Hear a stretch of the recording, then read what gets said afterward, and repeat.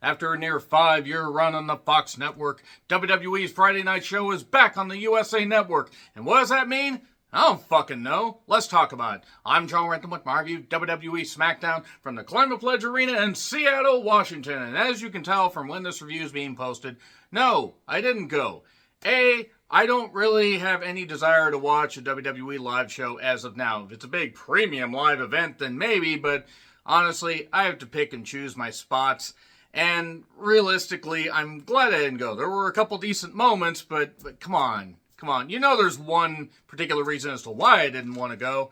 And also Seattle traffic is a goddamn bitch. But I know that there are plenty of mutuals and a couple really good friends that went there. And I hope you had a really great goddamn time.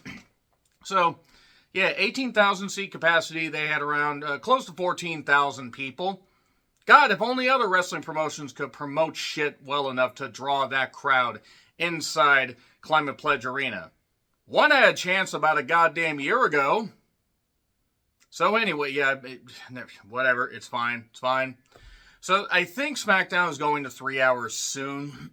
I think once Raw goes down to 2 hours in October right after Bad Blood. So, you know what? They build it all around Roman, Cody, the Bloodline stuff. And the more things change, the more they stay the same. So Michael Cole and Corey Graves calling the action. Triple H comes out. Why not? Welcome to SmackDown. All that. And yeah. Triple H was all fired up and fired up the crowd. The crowd was pretty goddamn loud for a good majority of the show. I do have one question before I dive into the rest of this. The theme. Who did the theme? Who did the theme song? Answers in the comments. I don't know who did the theme. So, whatever. It's different. It's not for me, but apparently a lot of people were praising it, so, alright. So, they pitched the steel cage stuff, and the pyro, and why the fire crates there? I don't know why. Is it a Rammstein concert, or Rammstein, or however the hell you say it? Solo comes out, Cody gets a pop, and we have Solo versus Cody in a steel cage for the WWE Championship. I will say this much. I'm surprised that they didn't actually have interference here. I'm very, very goddamn surprised. So, they were commercial free for the first 30. They actually turned in the first 38 minutes. And you know what? That's fine. Given the rest of the stuff we had on the show, it makes sense why they went long. They took bumps in the cage. Cody ran Solo's face off the cage. He got slammed into the cage, powerbombed into the cage. There was they've muted the holy shit chants a lot. Good luck, USA, with these hot crowds. You are going to have a real hard time doing that. So anyway, Cody got juice at one point, got cut. Good for him. It worked. It added to the, the whole, steel cage theme. Solo got hit with a super cutter. There was, of course, a super plex off the goddamn ropes that looked pretty brutal. Looked like Cody landed on his neck. Not as bad as somebody else landed on their neck a little bit later on doing a really stupid spot. And we got 2 spinning solos or solo slams. And Cody fights back. And, more near falls. They're doing some good stuff. We got a splash. It looked like Solo might hurt his knee. And then Cody goes up and does a dive. I thought he was going to do a moonsault like he did to Wardlow about 4.5 years ago. Dear God, that was so long ago. But then he tries to escape the cage. But that doesn't necessarily work. By the way, Cole said some variation of Cody escape and win the championship. Good job, Michael Cole. Good job. So eventually Cody did hit the crossroads 1, 2, 3. And then we get recaps and they're saying, wait, guys, stop showing the recaps because the Bloodline suddenly shows up and Jacob Fatu is in there and just does this fucking moonsault. Just effortless. And yes, he's dropped weight and he was agile anyway. But good God, a man still that size, that beastly, should not be able to do that so easily. And he does. And they're beating him down. And then, Jacob Fatu's up top like he's going to hit a big splash, and then Roman's music hits. And seemingly, Jacob either, got down, crawled or, climbed down the cage wall or got out the door because he was going to do a spot. And it looked like they were actually going to do something where it was going to be Solo and Roman, but they aren't quite there yet. He teases SummerSlam. He lays out Tama Tonga and Tangaloa, who Tangaloa was trying to do some stuff And I don't know what the fuck happened to him. I know he got his bell rung when he got dove on and slammed into the announcer's table Money in the Bank, but maybe they just hid the fact that he's not very good by having him in tag teams, because dear goddamn Christ. So anyway, eventually, we, got a possible tease of Jacob and Roman. Not yet. Solo pulls him out. Milk that. That's fine. And it seems like we're possibly going to get Cody and Roman doing some stuff. Big OTC chants. Some holy shit chants. So yeah, I think they were kind of editing a little bit too weird because they were doing OTC. But to be fair, if you hear that at first, you might think, because if you're not used to the product. So that was a fine opener. Aldis does end up talking to Kathy Kelly and says, well, Solo and Jacob Fatu have an offer for a tag match. They signed this whole thing. And I think I'm actually jumping ahead because that was actually a little bit later on. But yeah, they signed a contract, and now he just needs to get Roman and Cody to do it. By the way, there was a Wyatt symbol. Please don't. I can't escape that. I will never know peace. And I gotta say, even though I get why they're still featuring it, me personally, and a couple of people I talk to, there are some that are sick of the Bloodline. I'm sorry, it's stale. Jacob's great. The rest of them are ineffective. This whole thing with Solo is not fucking working. It's not believable. What also isn't believable is just how the energy for the crowd dropped for Mia Yim versus Piper. She hit Chelsea Green with a kendo stick and then ended up getting a victory after doing a belly to back off the top and then hating to eat defeat. And then Chelsea hit an unpretty her on a trash can. And that you could have heard a pin drop during that. I felt bad for the women. It's not their fault. But RVD, Gunther, and Vicky Guerrero were in attendance. Remember when Vicky shamed her daughter? Remember that? Remember that? For abuse allegations and stuff like that? And also she supported the former, and currently disgraced, former president of, this country, this once proud country, by saying they support the wall being built, and he didn't do anything right because he can't follow through on anything, and if you support him, you're a fucking idiot. Yeah, Vicky Guerrero, so fuck her. Eddie should still be here, and Vicky should have been found in that hotel room.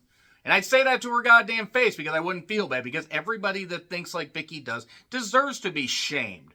Repeatedly. So anyway, Owens has his mystery partner. And suddenly Ricky Gibson shows up. And many of you might be saying, who? Ricky Gibson, along with Eddie Pearl, they have been teaming up for a number of years on the independent scene. And they used to be 4 minutes of heat, and now they're midnight heat. I'm deep diving a little bit for Washingtonians and others, and maybe even Oregon citizens that know who they are. They're a really good team. Ricky's really good talent. Eddie's a really good talent. I mean, I briefly talked to both of them at a couple indie shows. They're nice. They're nice guys. And I was happy for Ricky. This is just to do a comedy spot because Owens' other tag team partner was not in it, or, had travel issues. But then somebody calls Owens over and says he's here. And then, well, sorry, I think he said Reggie, and then stuns him. You know what? Good on Ricky, though. Took the star like a champ. That was Randy Orton coming out to team with Owens against Waller and Theory. Dueling DDTs, RKO, and Stunner 1, 2, 3. They keep teasing Theory and Waller breaking up, and you know what? I didn't care when they formed, and I really don't care now. I think Waller has a little bit of a better future. I think Theory is just damaged goods at this point because he's fine in the ring, but he's bland. So, Cody then, by the way, does say to Aldis, after I had skipped ahead in the segment, said, I'm done with the Bloodline. He's going to have to find somebody else. And a friend of mine says, I guess KFC stands for Kentucky Fried Cody. That was a good line. And then I came to the ring, and I guess the Woodland Park Zoo decided to send the hippo exhibit home early. I don't care if that's mean, all right? I don't care if you guys like her, because I don't want to hear her talk. Unless she's drawing her last breath for all the social media posts that she put up, all the bullshit conspiracies that she decided to spout. Her and many others don't deserve the success that they've gotten. And then they actually showed her at Pike Place Market, which is a seafood place. Pretty goddamn famous, actually. Canadians, a lot of people come down just to see that shit. It's not for me necessarily, because I'm not much of a seafood person, but I understand that the customers in attendance couldn't tell if that was the seafood or Nia that smelled like that. So, yeah, there we go. Bayley comes in to try to salvage this. Here's Tiffy. And then Naomi shows up. Somebody had to tell me this, because anytime Nia talks, I just think, God, you stupid, you untalented, goddamn douchebag. She probably smells like a burst douchebag. Anyway, God damn it. What an embarrassment. How you know what? The Rock doesn't deserve to be in the Hall of Fame because he got his cousin her job back. There is no other reason why she's there. So anyway, apparently they're going to have a tag team match, and it's going to be Nia and Tiffany against Bayley and Naomi. Whoever among Bayley and Naomi gets the win gets a shot at Nia at Bad Blood. But if either of them take the pin, then the one that takes the pin leaves SmackDown. Whatever. So anyway, Regal, Rude, Ron Simmons, and Teddy Long and Priest were at ringside. There were others who were at ringside. Who the hell else was at ringside? There were other people. Booker, Sharmell, Sheamus, and Michael Hayes. Wonder if Michael Hayes said the same line to Booker they said to Mark Henry back in 2008, if you know, you know. So, Andrade, El Idolo, and Melo, him girls. If you get that, I love you guys. Yeah, part 5. Part 5, the fuck was Jason part 5? Nevertheless, let's move on from that. No, it's part 5, The Dream Child. Like I was dreaming of maybe, I don't know, something different going on here. Look, they did athletic stuff, but when they did the backflip stupid spot off the barricade, and it looked like Melo smashed his neck and Andrade smashed his shoulder, I'm like, no, these two are fucking idiots. Andrade won. Good for him. That's really fucking stupid. Why would you do that? So then LA Knight showed up. He's going to face Andrade, and there we are. Byron interviewed Jade and Bianca, and then Nia and Tiffany showed up, and Jesus fucking Christ, God, just let Tiffany talk. Tiffany can be that annoying little bitch, but at least Tiffany can work. And Tiffany actually has character. Nia's just a freaking human blobfish. She just, bleh. I don't care if people find that offensive. She is offensive as a wrestler. She's offensive as a human being. They should have just left her in Pike Place Market, but nobody wanted to buy her. So, 38 TV sellout, 57th event sellout for the year for WWE. So Roman shows up. He basically has Aldis hand him first the microphone, but he hands him the contract. And then he's like, puts the contract like this and, wants it like the wise man gave him. Oh, some things change with some things, but not me. This is my WWE, my ring, this kind of stuff. This is family business. I don't need anybody. I don't need Cody Rhodes. Here's Cody. After saying he was done with the Bloodline. Because he doesn't want to be overshadowed by Roman. That's pretty much the only explanation I can come up with as to why he decided after being done with the Bloodline that he was going to come out. And then Solo and Jacob show up. But then the Guerrillas of Destiny, or former Guerrillas of Destiny, Tama Tonga means absolutely nothing. And Tonga, my God. It's fine. It's fine, but just good God. The least effective stable since NWO 99-2000. So anyway, nevertheless, they did Cody did this thing where he wanted the contract, but he held it out like he wanted the microphone like Roman does. That bothered Roman, you could tell. But, they had some verbal spatting, but it just, Cody even said, he used to be WWE, but not anymore. And then the attack happens. And then Solo's like, oh, y'all are friends now? Yeah, Solo, the difference is these people draw money. You don't. But that's all I got to say. I'm glad I didn't go. I would like to have gone with one of my best friends. Her and I would have had a good time, but you know what? She had a great time, and that's important. And it sounded like everybody there had a really good time. I don't know if I'm going to review SmackDown every single week. Don't know if I got it in me.